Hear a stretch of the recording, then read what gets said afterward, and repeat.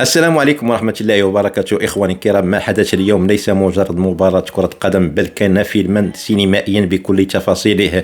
تخيلوا معي ملعب يهتز على إيقاع الأنفاس، جماهير تترقب ودقائق تمر ببطء وكأن الزمن يرفض أن يرحم أحدا. يعني مواجهة بين المغرب وأمريكا في دور 32، مواجهة بدأت بنسق مرتفع وانتهت بمشهد تاريخي سيبقى محفورا في ذاكرة كل مغربي شاهد هذا اللقاء المجنونة. منذ اللحظات الأولى بدا واضحا أن المنتخب الأمريكي جاء ليضغط، ليربك وليفرض أسلوبه، وبالفعل سجل هدف السبق في الدقائق الأولى. هدف صدم الجماهير وجعل المهمة أصعب وأثقل على شباب المغرب. لكن وهنا يكمن سحر كرة القدم، وهنا يظهر معدن الأسود الحقيقي. لم ينزل للرأس، لم ينهار الإيقاع، بل اشتعلت الروح أكثر وأكثر. مرت الدقائق ومعها بدأت المعاناة. الهجمات المغربية تتكسر على جدار الدفاع الأمريكي، والوقت يمر يركض، والدقيقة 80 و85 و88، والجماهير تضع أيديها على رؤوسها تتساءل: هل انتهت الحكاية؟ هل انتهت المباراة؟ هل تم إقصاء المنتخب المغربي؟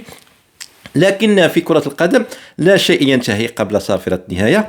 وفي الدقيقة 97، نعم الدقيقة 7 بعد 90، ظهر البطل لاعب وزان كرة قدم داخل منطقة الجزاء، ارتباك دفاعي. وزان يسبق الجميع ويسدد بيسرى كرة تشعل المدرجات. هدف التعادل، هدف يعيد الأمل، هدف يوقظ المعجزة. وانفجر الملعب، وانفجرت الشاشات، وانفجرت كل القلوب التي كانت على وشك التوقف.